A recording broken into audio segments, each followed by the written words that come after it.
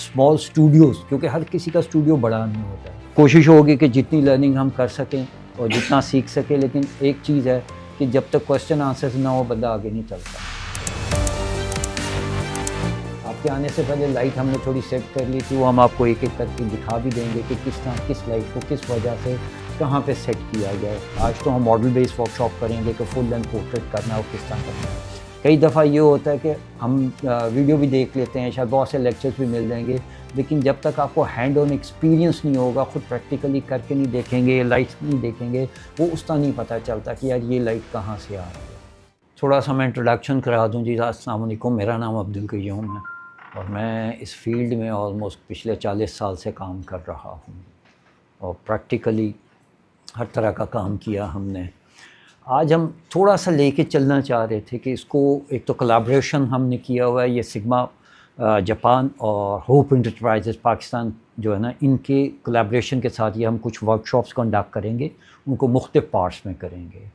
आज जो basic topic हमारा है ना, वो ये है कि स्मॉल स्टूडियोज़, क्योंकि हर किसी का स्टूडियो बड़ा नहीं होता है, हर किसी के पास बहुत ज़्यादा स्पेस नहीं होती है और बहुत ज़्यादा काम आगे जो मॉडलिंग वगैरह का काम या कपड़ों का किसी भी किस्म का कोई काम होता था, वो ज़्यादातर होता था बड़े स्टूडियोज़ के अंदर और हॉल्स के अंदर और लाइट्स लगा के ये वो।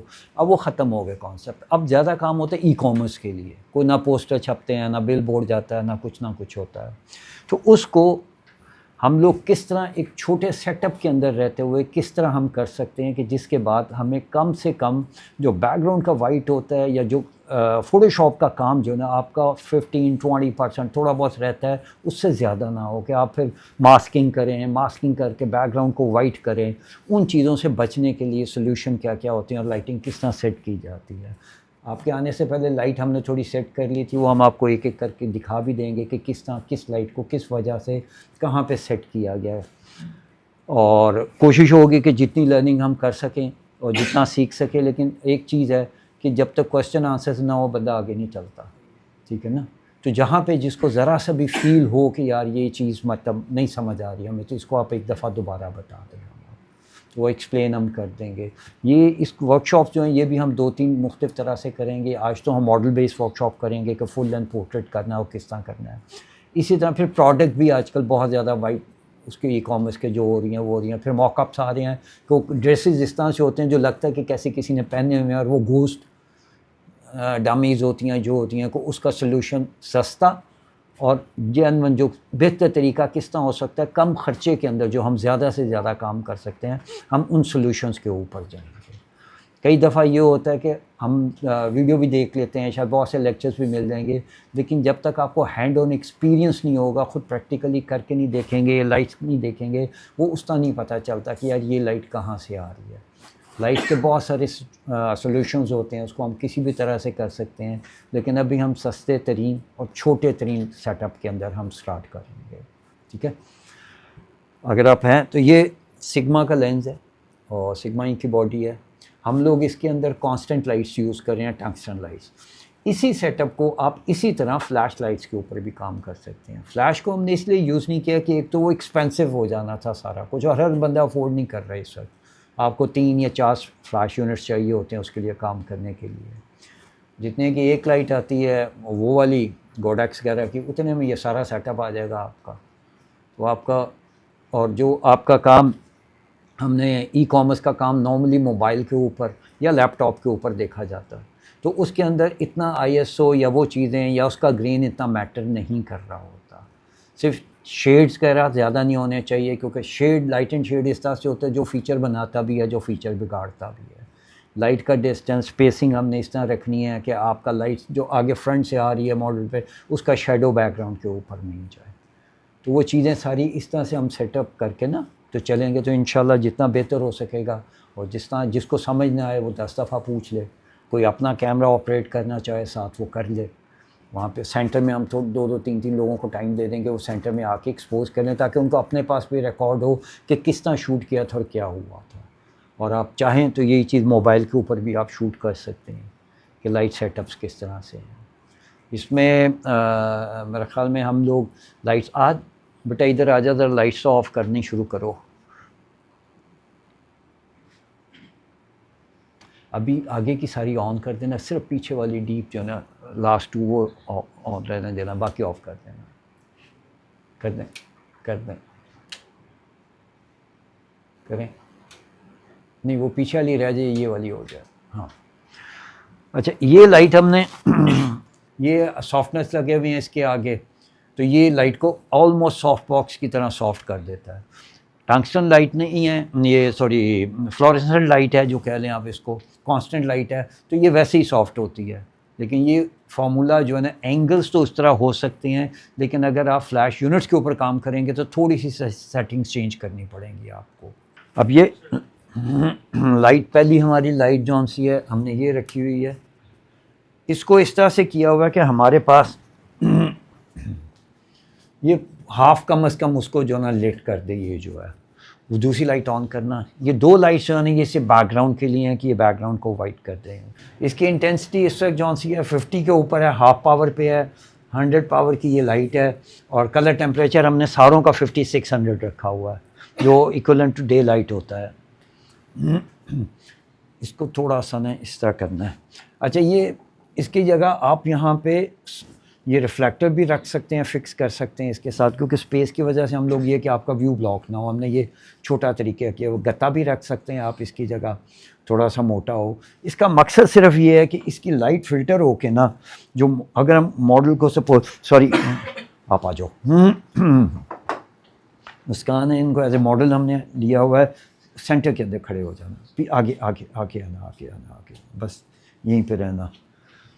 अब ये जो लाइट है ना, इसका थोड़ा सा आप सामने देखोगे, ये क्योंकि इस हिस्से को कवर कर रही है, तो इस लाइट को थोड़ा मुंह हम और उस तरफ कर देंगे, बस सामने देखो। तो यहाँ पे लाइट नहीं आनी चाहिए आपकी, उसको बिल्कुल जो ना इवन डार्क होना चाहिए। इसके लिए एक शॉट पहला हम कर भी लें, अगर कोई और भी ट्राई करना चाहे अपने कैमरे से तो कर सकता है।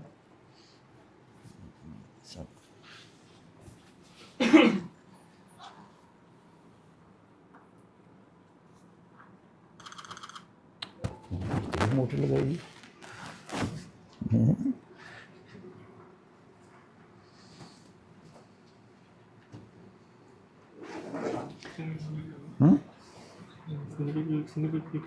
हाँ चलो।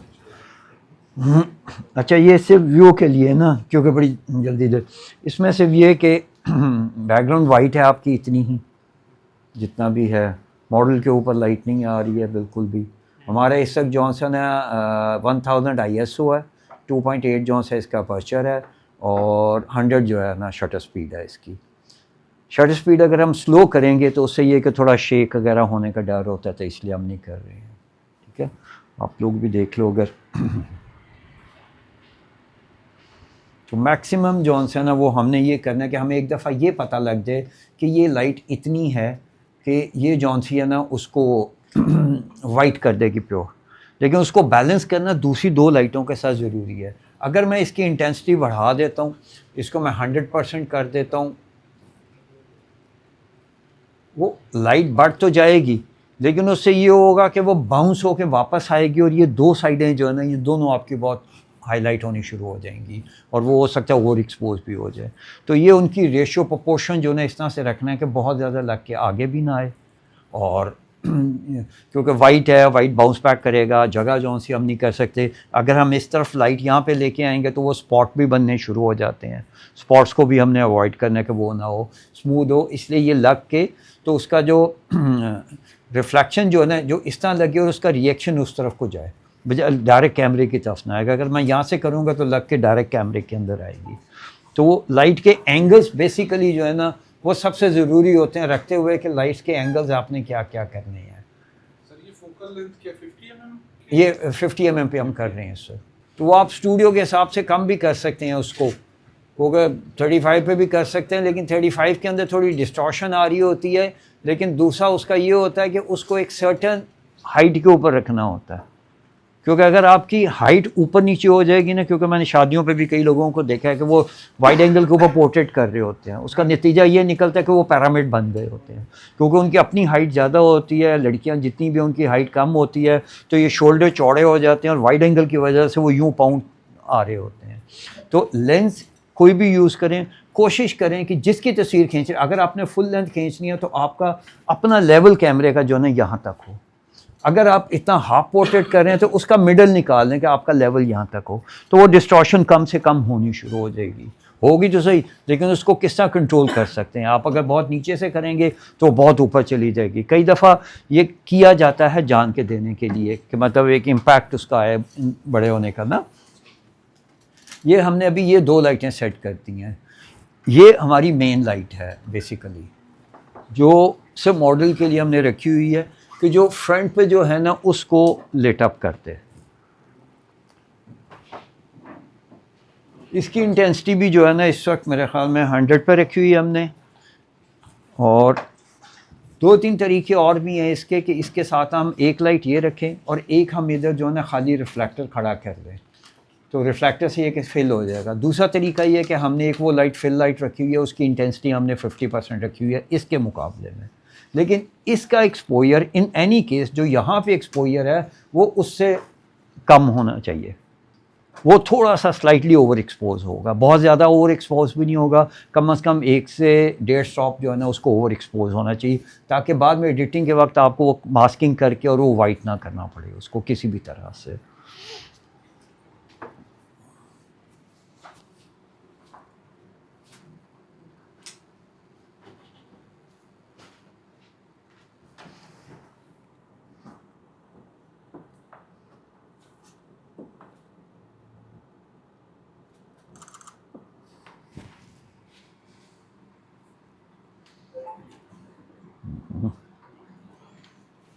अच्छा, थोड़ा फेस इधर रखना है अपने, हाँ थोड़ा अपनी तरफ आ जाना, बस यहाँ तक। पीछे जाना, वापस जाना पड़ता है। नहीं नहीं, यहीं पे खड़े होना, थोड़ा हाफ स्टेप पीछे जाना, बस इतना सा। अब ये है कि ये वाली लाइट जो है ना सामने देखते रहना, सामने आप सामने देखोगे बिल्कुल, ये इधर नज़र आ रही है कि बहुत स्ट्रॉन्ग पड़ रही है, तो उसका नतीजा ये निकला कि जब हमने ये इमेज लिया ना तो इसकी साइड के ऊपर बहुत स्ट्रॉन्ग उसका आ गया इमेज, हाईलाइट जो है। ठीक है, ये भी आप लोग, तो उसको काउंटर करने के लिए अब 2 तरीके हैं। या तो हम इसका जो रिफ्लेक्टर जो हमने इसको लगाया हुआ है आगे कागज़, इसको हम इस तरह कर दें थोड़ा सा कि वो उसको रोक दे। ये देखें, जैसे पकड़ लेना थोड़ा, जहाँ पे ये ख़त्म हो जाए, इस साइड से करना। ये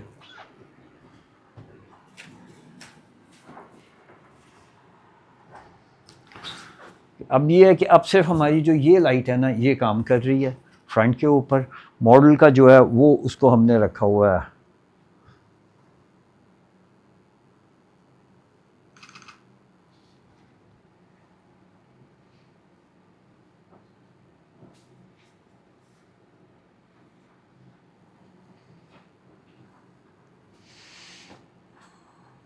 अब एक साइड का तो हमारा कवर हो गया हुआ है, आप सेंटर में चाह के कर लेना उससे। एक्सपोजर चेक कर रहा हूं, ठीक ठीक ठीक ठीक ठीक। अंडर एक्सपोज आ रहा है, ओवर आ रहा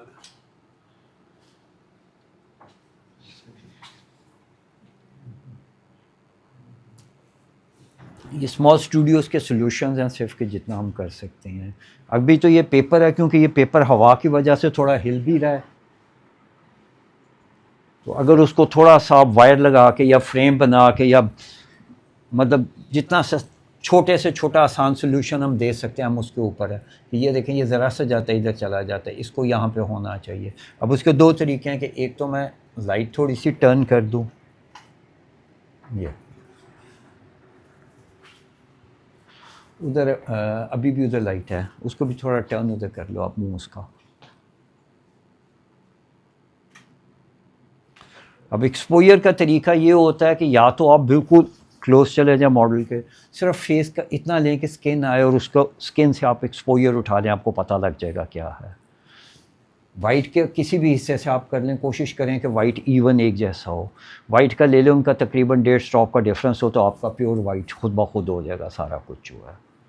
दूसरा तरीका ये होता है कि अगर आप जूम लेंस है तो फिर तो कर लेते हैं, नहीं है तो आप अपनी स्किन के ऊपर हाथ के ऊपर इस लाइट के अंदर ऐसे उसके अंदर एक्सपोजर ले लें अपना। Skin texture skin colour almost एक ही जैसे सारों के होते हैं, तो वो चीज़ें सारी हम देख रहे होते हैं। थोड़ा सा उधर रखना आप।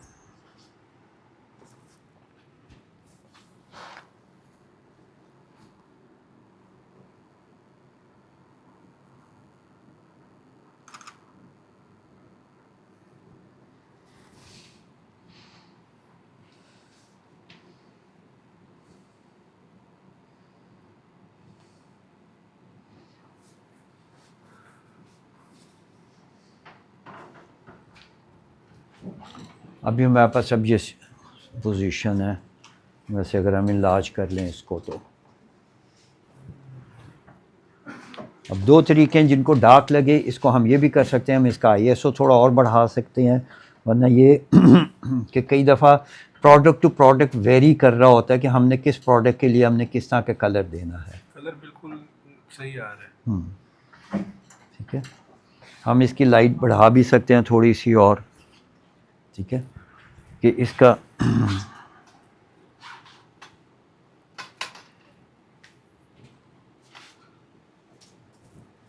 यहाँ पे हम कर लेते हैं चेंजेस, हम देखते जाएंगे।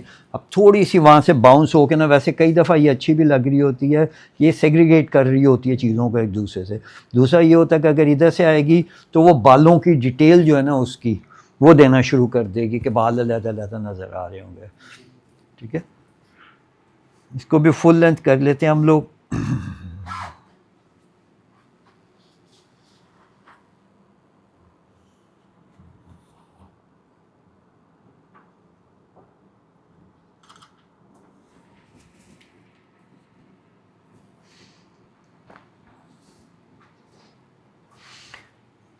अभी ये है जिसको देखना हो,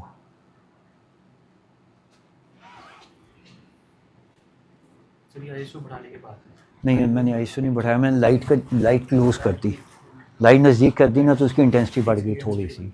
ठीक है ना, क्योंकि पावर उसकी ऑलरेडी हमने फुल की हुई है। सर अगर इनकी चिन के नीचे जो शेड आ रहा है उसको कवर करने के यहाँ पर कोई वो उसके दो तीन तरीके हैं, उसका हम यहाँ से भी रख सकते हैं, एक लाइट नीचे से भी दे सकते हैं। ठीक है ना, ये लाइट ऑन कर देना, छोटे वाली, हाँ यही व्हील ही घूम जाएगा, कर दें फुल कर दें, फुल कर दें।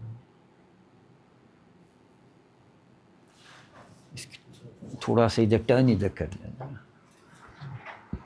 क्योंकि एक लाइट होगी उसका शेडो कहीं ना कहीं ज़रूर बनेगा। अभी हमने तीसरी लाइट भी, चौथी लाइट भी ऑन कर ली है।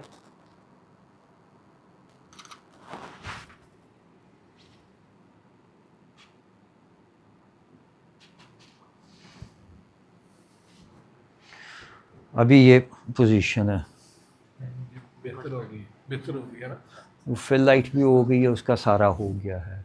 लेकिन इसी को अगर हम ये देखें ना, बाबा करके आप देखेंगे आपको पता लग जाएगा कि यार किस लाइट का क्या आ रहा है, जो ना किस तरह रिस्पॉन्स कर रही है। ये बाल भी निकाल देना साइड पे आप।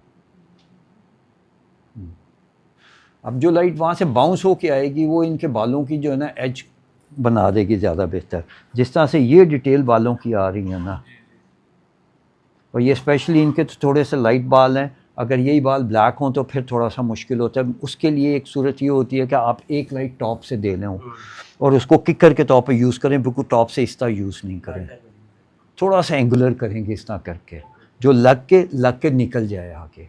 क्योंकि अगर बिल्कुल टॉप पे आए तो कई दफ़ा ये होता है कि नाक क्योंकि बड़ा होता है तो नोज़ के ऊपर बन जाए, नहीं बटरफ्लाई साइडों से बनेगी, ऊपर से बटरफ्लाई कम होता है।